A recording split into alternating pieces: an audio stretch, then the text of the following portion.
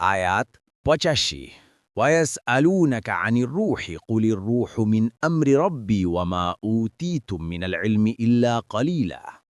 অনুবাদ: আর আপনাকে তারা রূহ সম্পর্কে প্রশ্ন করে, বলুন, রূহ আমার রবের আদেশ ঘটিত এবং তোমাদেরকে জ্ঞান দেয়া হয়েছে অতি সামান্যই। তাফসির: ১ নং ফুটনোটের বিবরণ। এই আয়াতে রূহ সম্পর্কে কাফিরদের পক্ষ থেকে একটি প্রশ্ন এবং আল্লাহ তাআলার পক্ষ থেকে এর জবাব উল্লিখিত হয়েছে। রূহ শব্দটি অভিধান, বাক পদ্ধতি এবং কুরআনে একাধিক অর্থে ব্যবহৃত হয়েছে।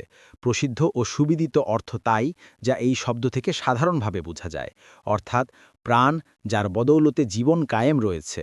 কুরআন পাকে এই শব্দটি জিবরাইলের জন্যেও ব্যবহৃত হয়েছে, যেমন ফাত্তাখাজাত মিন দুনিহিম হিজাবা ফাআরসালনা ইলাইহা রুহানা ফাতামাসসালাত লাহা বাশারান সাওয়িয়া।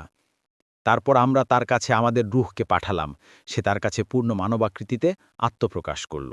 মারিয়াম ১৭ এবং ঈসা আলাইহিসসালামের জন্যেও কয়েকটা আয়াতে ব্যবহৃত হয়েছে।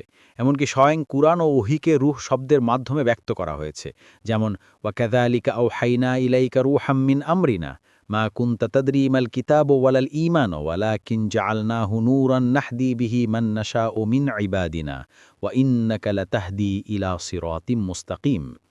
এভাবে আমি আপনার প্রতি ওহী করেছি রূহ তথা আমার নির্দেশ। আপনি তো জানতেন না কিতাব কি এবং ঈমান কি। পক্ষান্তরে আমি এটাকে করেছি আলো, যা দ্বারা আমি আমার বান্দাদের মধ্যে যাকে ইচ্ছে পথ নির্দেশ করি। আপনি তো দেখান শুধু সরল পথ। সূরা সূরা ৫২ থেকে ৫৩। কিন্তু এখানে রূহ বলে কি বোঝানো হয়েছে? কোনো তাফসিরবিদ বর্ণনার পূর্বাপর ধারার প্রতি লক্ষ্য রেখে প্রশ্নটি ওহী, কুরআন অথবা ওহী বাহক ফেরেশতা জিব্রাইল সম্পর্কে সাব্যস্ত করেছেন।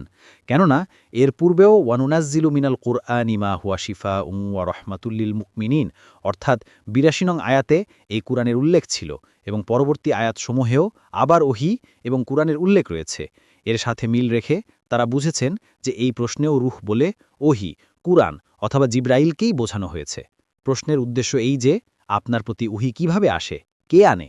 কুরআনের উত্তরে শুধু এতটুকু বলেছে যে আল্লাহর নির্দেশে ওহী আসে।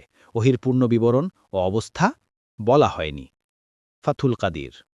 কিন্তু যেসব সহিহ হাদিসে এই আয়াতের শানে নজুল বর্ণনা করা হয়েছে, সেগুলোতে প্রায় পরিষ্কার করেই বলা হয়েছে যে প্রশ্নকারীরা প্রাণীর মধ্যস্থিত রূহ সম্পর্কেই প্রশ্ন করেছিল এবং রূহের স্বরূপ অবগত হওয়াই প্রশ্নের উদ্দেশ্য ছিল।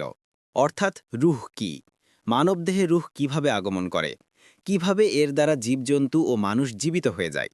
আবদুল্লাহ ইবনে মাসুদ রাদিয়াল্লাহু আনহু বলেন, আমি একদিন রসূলুল্লাহ সাল্লাল্লাহু আলাইহি ওয়াসাল্লামের সাথে মদিনার জনবসতিহীন এলাকায় পথ অতিক্রম করছিলাম।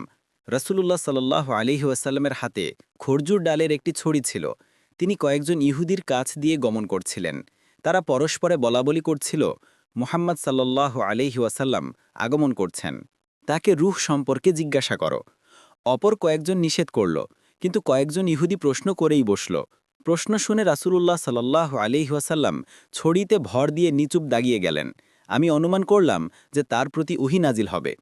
কিছুক্ষণ পর ওহী নাজিল হলে তিনি এ আয়াত পাঠ করে শোনালেন, ওয়ায়াসআলুনাকা আনির রূহি কুলির রূহু মিন আমরি রব্বি ওয়া মা উতীতুম মিনাল ইলমি ইল্লা কালিলা।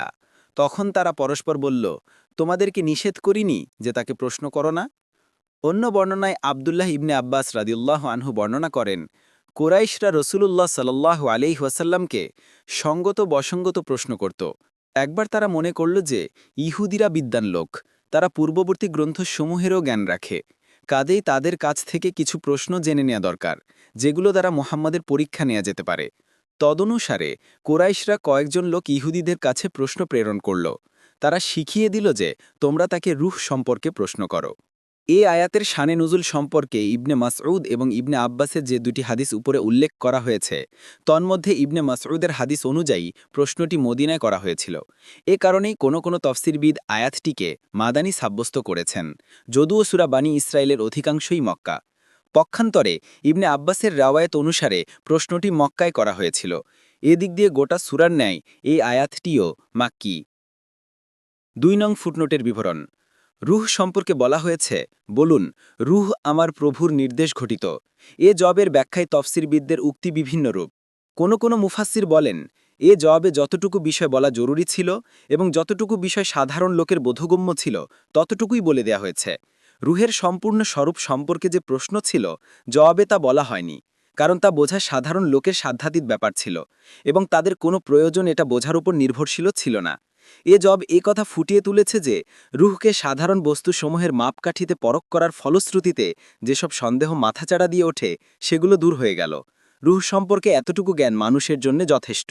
এর বেশি জ্ঞানের ওপর তার কোনো ধর্মীয় বা পার্থিব প্রয়োজন আটকা পড়েনি। দেখুন ফাথুল কাদির।